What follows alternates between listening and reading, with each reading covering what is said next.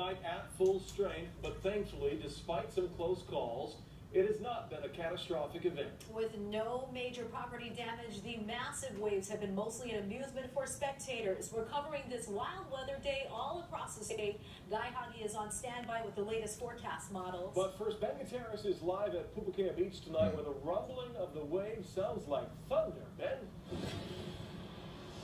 Oh yeah, it definitely does, and you can almost feel a drizzle. It would be a drizzle, but it is all sea spray, and it may be very dark here, but there are still a lot of people who've been coming into the parking lot here at Pupukea and Sharks Cove trying to get a glimpse of the swell before it goes down.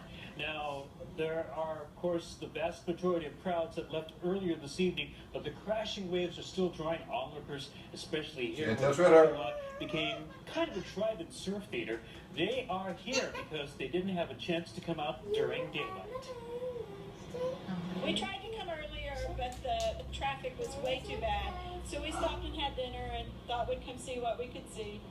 Oh, it's something else. I felt like it was part of history, so we wanted to make sure. Texas resident. And those waves are still very impressive and maybe a bit scary as they crashed over the rocks here at Sharks Cove.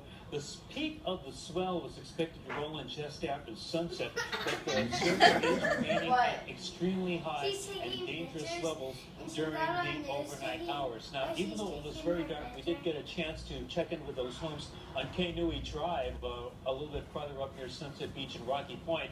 Right now, the waves are very big, but the good news is that the tide is a bit on the lower side, and so the waves don't have that much of a chance to run up quite as much.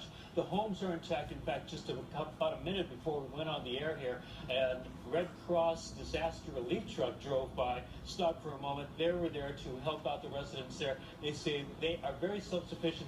Things seem to be okay right now, and so it looks like the danger at least has subsided a little bit, even though the surf hasn't during the overnight hours.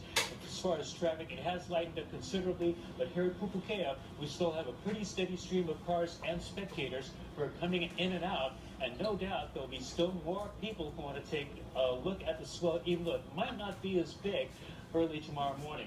Quick personal note, I was here in the last big Wednesday in January 28, 1998, and the waves here at Sharks Cove are not quite as big, but they're very, very close. Reporting live from Pupukea on Oahu's North Shore, Ben Gutierrez, Hawaiian News Now. All right, great perspective.